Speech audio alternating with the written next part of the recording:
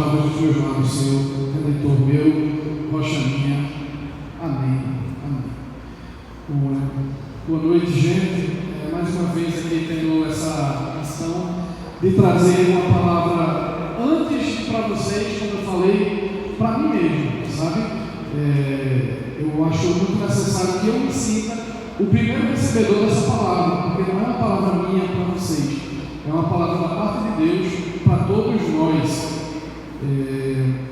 Em outras ocasiões que estivemos aqui, nós falamos sobre amadurecer na fé, e hoje eu trago uma palavra mais para quem já está nessa caminhada, para quem já tem um certo amadurecimento.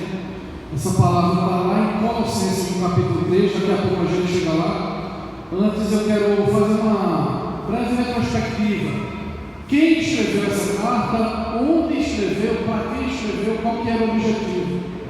O apóstolo Paulo, como vocês bem sabem, escreveu praticamente metade do Novo Testamento. Cartas dirigidas a igrejas, a pessoas. Essa foi uma dessas cartas, escrita por Paulo. E olha onde ele estava. Ele já estava preso em Roma, lá pelo ano 60 aproximadamente depois de Cristo.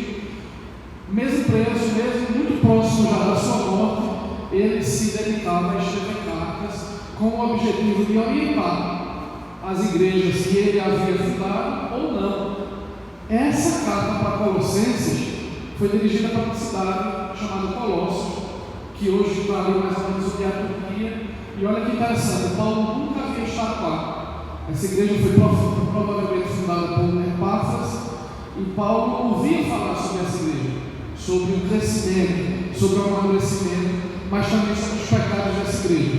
E aí ele escreve essa carta, como eu falei, lá perto do ano 60, com o objetivo, primeiro, de elogiar aquela igreja, a sua maturidade, mas também de corrigir doutrinas que estavam se espalhando desde aquela igreja para outras.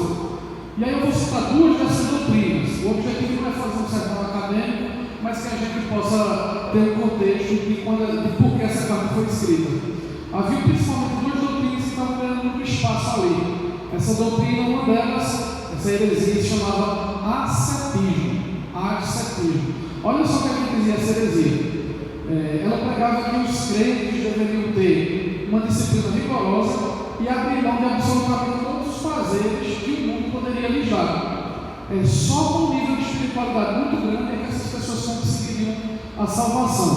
Se você for ler a carta de Colossenses nos capítulos anteriores, você vai encontrar que o próprio Paulo vai dizendo que eles estavam acostumados a não toque nisso, não vista tal roupa, guarde tal dia da semana, isso você não pode beber, isso você não pode comer. Enfim, essa era uma das heresias. A outra era o gnosticismo. Essa doutrina herética dizia o seguinte, que a salvação do crente dependia de uma revelação especial, de um conhecimento espiritual que estava oculto. E como estava oculto, dependia de experiências também ocultas, experiências que eram totalmente adversas ao cristianismo pregado. Eles começaram com práticas como, por exemplo, no capítulo 2 está relatado também, de conversar com anjos. Então, olha, Paulo, ainda mesmo se conhecer essa igreja, quis corrigir principalmente essas duas doutrinas e quis reafirmar o que era necessário para a salvação. Lá no capítulo 2, anterior que nós estamos trabalhando nessa noite, Paulo diz o seguinte, que o julgamento das pessoas será feito não é de acordo com o que as pessoas comem, com o que as pessoas bebem, não é de acordo com que dia da semana essas pessoas guardam. E olha, fazendo uma mudança lá no tempo, vindo para cá agora, essa carta foi escrita há quase 2.000 anos, ainda hoje, 2.000 anos depois, tem gente que parece que segue essa doutrina herética. Tem gente achando que vai para o céu por mérito próprio, porque não veste a roupa, porque não come tal comida, porque não tem determinada prática. Tem gente achando que vai para o céu por mérito, porque é bonzinho, porque dá esmola, porque faz caridade. E olha, é preciso mais uma vez lembrar que não é isso que leva ninguém à salvação. Afinal, reflete o seguinte: Deus não precisa nem de mim nem de você. Olha, Deus é o soberano, é o criador de tudo que há, é o dono de todo o ouro, de toda a prata. Somos nós que precisamos desse Deus maravilhoso. Se você tem alguma dúvida disso, olha algumas passagens bíblicas. Eu vou só citar passagens, se você quiser anotar, mas para depois dar uma olhada na Bíblia. Olha o que está lá em Jó, no capítulo 38. Quando Jó estava reclamando com Deus por conta das coisas que tinham acontecido com ele, o próprio Deus diz assim: ei Jó, onde é que você estava quando eu lancei os alicerces da terra? Responda, se você sabe tanto. Quem foi que delimitou as dimensões da terra? Talvez você saiba, Jó. E quem foi que estendeu sobre a terra a linha de medir? Quem colocou as bases da terra sobre o que elas foram postas? Quem colocou sua pedra angular? Enquanto as estrelas matutinas juntas cantavam e todos os anjos se alegravam. Se não bastasse isso, dá uma olhada no que tem lá no Salmo 24. Salmo 24 diz o seguinte, já no seu início: do Senhor é a terra e tudo que nela existe, o mundo e os que nele vivem, pois foi ele quem afundou sobre os mares e afirmou sobre as águas. Quem poderá subir o monte do Senhor? Quem poderá entrar no seu santo lugar? Para terminar essa comprovação aqui do poder, para a gente tentar mensurar o que é incomensurável o poder de Deus, olha em Isaías, no capítulo 40, lá no versículo 28.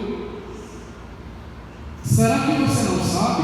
Nunca ouviu falar? O Senhor é o Deus eterno, o Criador de toda a terra. Ele não se cansa, ele não fica exausto, sua sabedoria é insondável. Como eu vinha dizendo para vocês, Deus é o dono de tudo que há. Ele não precisa de mim, ele não precisa de você, mas Ele quer. Ele quer a mim, Ele quer a você. Ele quer que nós o aceitemos, Ele quer que nós o cultuemos, mas Ele não precisa. Não é uma necessidade, é uma vontade de Deus ter um relacionamento conosco. Então imagina só, existe um ser super poderoso, dono de tudo que há, e ele tem uma graça tão maravilhosa que eu acho que todo mundo tem uma vontade de agradecer a Ele, de dar a Deus alguma coisa, e aí a gente se pega a gente é surpreendido pelo fato de que nada a gente pode dar a Ele. Já aconteceu com alguém que você é convidado para um aniversário de uma pessoa bem rica, e você fica assim: o que é que eu vou comprar de presente para essa pessoa? Ela tem tudo.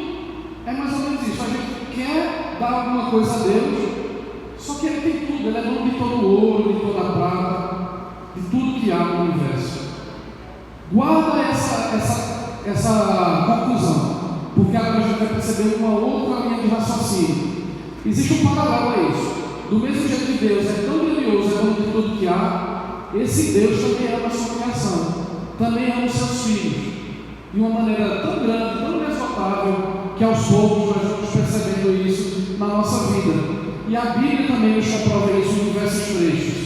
O mais famoso deles provavelmente é João 3,16. Eu sei que quando eu iniciar, vocês vão continuar comigo. Porque Deus amou o mundo de tal maneira que deu o seu Filho unigênito, para que todo aquele que nele crê não pereça, mas tenha a vida eterna. Aleluia, glória a Deus por isso. Ou então o que tem lá em Romanos, olha, outra carta escrita por Paulo, no capítulo 5, versículo 8, em que ele diz o seguinte: Deus demonstra seu amor por nós. Cristo morreu em nosso favor quando ainda éramos pecadores. Ou então, mais uma vez, Paulo, dessa vez na carta a Efésios, no capítulo 2, em que ele diz o seguinte: todavia, Deus, que é rico em misericórdia, pelo grande amor com que nos amou, deu-nos vida juntamente com Cristo, quando ainda estávamos mortos em transgressões. E aí ele segue dizendo que nós somos salvos pela graça. Então olha só, tem um ser maravilhoso, soberano, dono de absolutamente tudo, a quem nós queremos agradecer. Mas ele tem filhos, e esses filhos não são soberanos, não são completos e precisam de alguma coisa na sua vida. Então conseguindo entender onde é que eu quero chegar? Qual é a maneira que nós temos de agradecer a Deus o que Ele tem feito por nossa vida? Se não há nada que nós possamos fazer diretamente para esse Deus, é fazer algo para quem? Para esses outros filhos de Deus, para esses nossos irmãos que precisam de alguma ação nossa na vida deles. Vocês vão conhecer essa história do poço samaritano, por exemplo. em que pessoas religiosas achavam que não precisavam, porque o samaritano era uma pessoa com quem não deveria se misturar, mas não era aquilo que alegrava a Deus.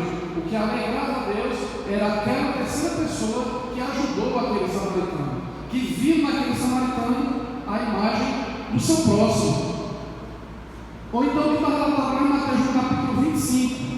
Olha só, lá em Mateus 25, eu vou ler do 35 ao 40. Olha que impactante você escutar isso do próprio Jesus Cristo. Eu tive fome e vocês me deram de comer. Eu tive sede e vocês me deram de beber. Eu fui estrangeiro e vocês me acolheram em seus lares. Eu necessitei de roupas e vocês me vestiram. Eu estive enfermo e vocês cuidaram de mim. Eu estive preso e vocês me visitaram. Então as pessoas justas que escutavam isso responderam: Senhor, quando foi isso? Quando foi que vimos com fome e te demos de comer, te vimos com sede e te demos de beber? Quando foi, Senhor, que tu eras estrangeiro e nós te acolhemos em nosso lar? Ou que tu estavas precisando de roupa e nós te vestimos? Quando foi, Senhor Jesus, que te vimos enfermo, preso e te visitamos? E o rei responderá: digo-lhes a verdade, o que vocês fizeram a alguns dos meus menores irmãos, a mim mesmo o fizeram. Esse texto prossegue dizendo o lado oposto. Quando você não faz isso aos mais necessitados, é o próprio Jesus que você não está fazendo.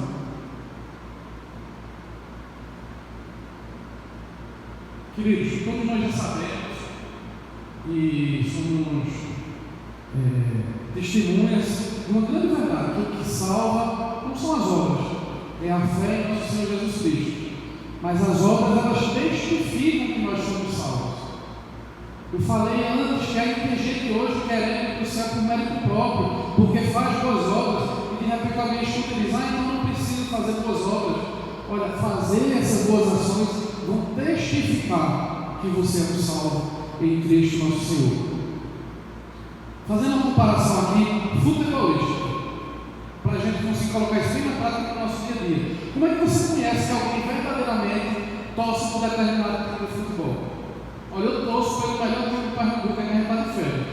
Mas, vamos lá, nem volta ano que vem isso. Então, olha só, eu sou sócio, está lá com o nome no livro do Náutico, mas isso não basta para que as pessoas saibam que eu torço pelo Náutico. Eu quero que as pessoas saibam que eu torço por ele, e aí eu começo a usar roupa do Náutico.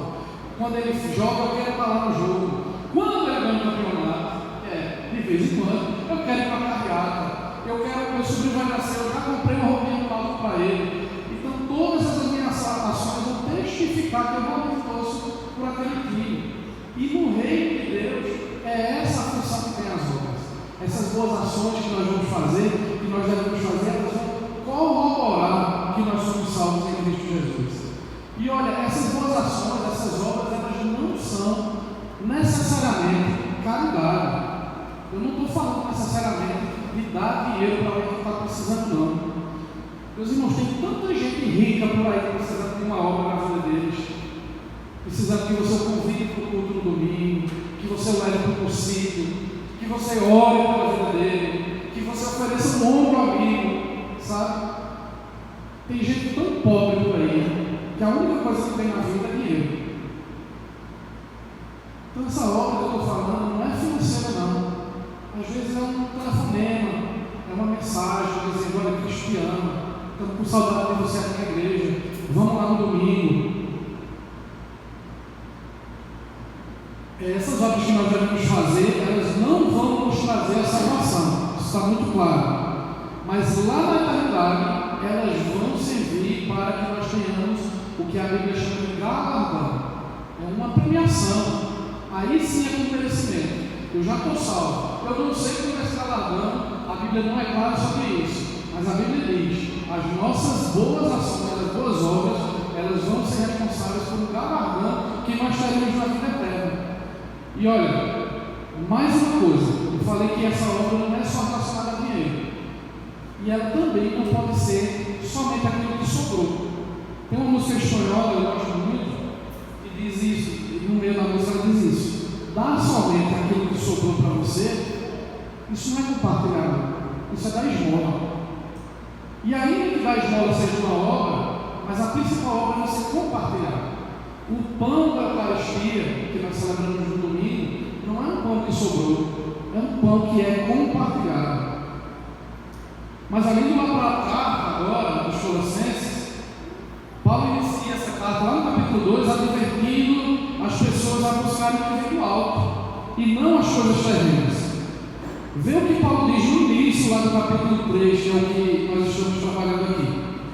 Fazei morrer a vossa natureza terrena, prostituição, impureza, paixão, desejos maus, avareza. E aí, seguindo nesse capítulo, mais para frente, ele diz que devemos evitar. Agora ele vai dizer o que nós devemos buscar.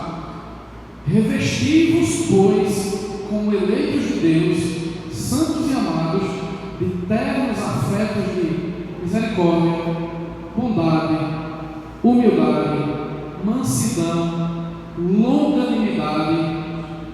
Eu aprendi aqui com os nossos pastores o que é longanimidade, né? É um pavio longo, é uma pessoa que demora em se irritar, em se irar. Aquela pessoa que leva a trancada no trânsito, mas não joga baixo no ouvido só com a palavrão. Primeiro ele ora pela vida daquela pessoa e ele acaba esquecendo aquela vontade de xingar. Isso é longanimidade. E Paulo ainda faz uma exaltação, ele ainda puxa a orelha, dizendo o seguinte, que nós devemos perdoar. E olha o padrão de perdão que Paulo diz. Lá no versículo 13, suportem-se uns aos outros e perdoem as queixas que tiverem uns com os outros. Perdoem como o Senhor lhes perdoou. E eu grifo isso aqui. É perdoar do mesmo jeito que Deus lhe perdoou. Meu irmão, minha irmã, responda dentro do seu próprio coração. Como é que Deus tem lhe perdoado? Por seus pecados, por suas transgressões. Dessa mesma forma, perdoe aquele que lhe ofendeu. É isso que está dito aqui. Perdoe como o Senhor lhe perdoou. A seguir, no versículo 18 a 19, Paulo dá uma série de conselhos familiares para esposas, esposos, pais e filhos. E aí ele chega no texto que foi lido pelo nosso querido André, a partir do 23. Tudo o que fizerem, façam de todo o coração, como para o Senhor, e não para os homens. Eu tenho tentado sempre arrancar uma frase, quando eu tenho a oportunidade também com vocês, que seja um resumo, para que eu diga assim, olha, se no final você não lembrar de nada do que eu disse hoje, nem pelo menos disso. O cristão trabalha com excelência, não para ser visto pelos homens, mas para honrar a Deus. Paulo faz essa recomendação porque muitos daqueles cidadãos de Colossos eram escravos e começaram a se rebelar contra os seus donos. E Paulo diz, continua lá no teu trabalho, faz o que tem que fazer, é cuidar de porcos, cuida de porcos, é construir, constrói, e faz como se não fosse para aquele teu dono, para aquele teu proprietário, para aquele teu chefe, faz como se você estiver fazendo para o próprio Deus. E aí é claro que eu posso fazer isso para a minha vida, para a sua vida, para que nós aprendamos isso, que tudo que a gente vai fazer por aquele nosso próximo, na verdade a gente está fazendo para o próprio Deus. Tem que ser feito com excelência, tem que ser feito da melhor forma que for possível. Em alguns eventos evangelísticos, como o concílio, alguma pessoa diz assim, não, eu não arrumei 80 camas, eu arrumei uma cama 80 vezes. Cada cama é única, sabe? Não são 80, porque aí na metade você já está aqui, não aguenta mais. A ideia é só uma cama, mas é repetido 80 vezes. Olha, no versículo 24, então, também foi lido, diz o seguinte: sabendo que receberão do Senhor a recompensa da herança, é a Cristo o Senhor que vocês estão servindo, não é a homens, não é a homens. Essa recompensa celestial, divina, esse galardão, está nos esperando na vida eterna. E eu acho que não é um galardão meia boca, não é algo feito de qualquer jeito, sabe? É algo feito pelo Criador de tudo que há. Ele está nos esperando para nos dar esse galardão, esse prêmio. Então eu tenho que fazer algo para um irmão que está necessitado da melhor maneira que eu posso. O texto finaliza dizendo, no versículo 25, quem cometer injustiça receberá de volta justiça, e não haverá exceção para ninguém. Mais uma vez a gente aqui aprende o seguinte: Deus é amor, mas olha, gente, na mesma proporção, Deus é justiça também. É muito comum a gente estar em um ambiente de pessoas neoconvertidas e a gente sempre tem que estar falando essa verdade. Deus é amor, mas olha, não acho que porque Deus me ama, não acho que porque Deus mandou o filho dele morrer em seu lugar, que Deus não é capaz de castigar, sabe? Deus, na mesma proporção que é amor, ele também é justiça. Acredite nisso, viu? Então, olha, é excelência ao servir.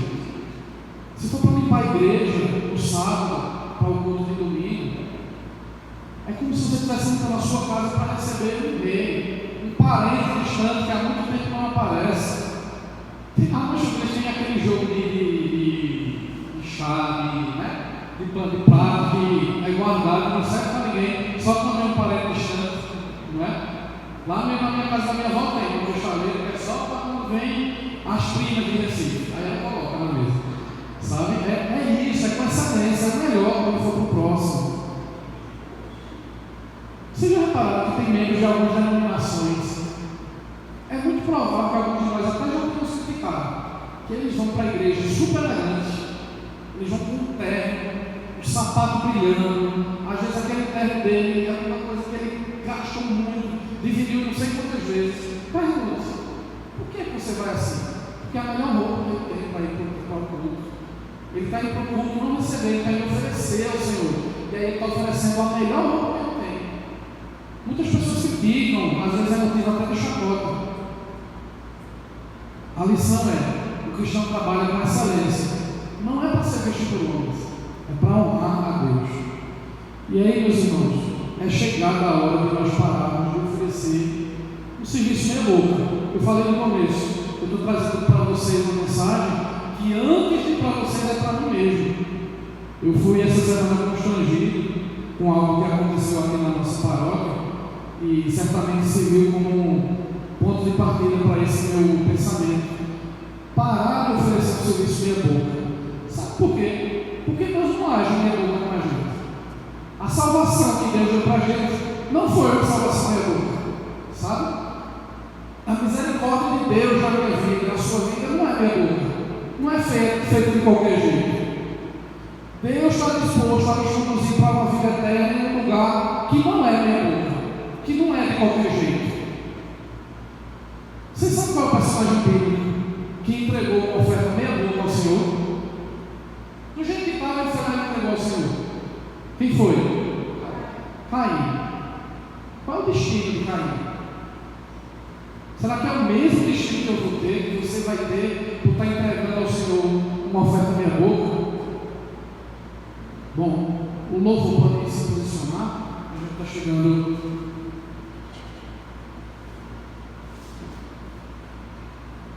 Aliás, eu anotei aqui, mas quando eu falei de ir para a igreja, tudo mais, eu coloquei, vai, inclusive. Aqui louva-se de perfeição. Glória a Deus por isso.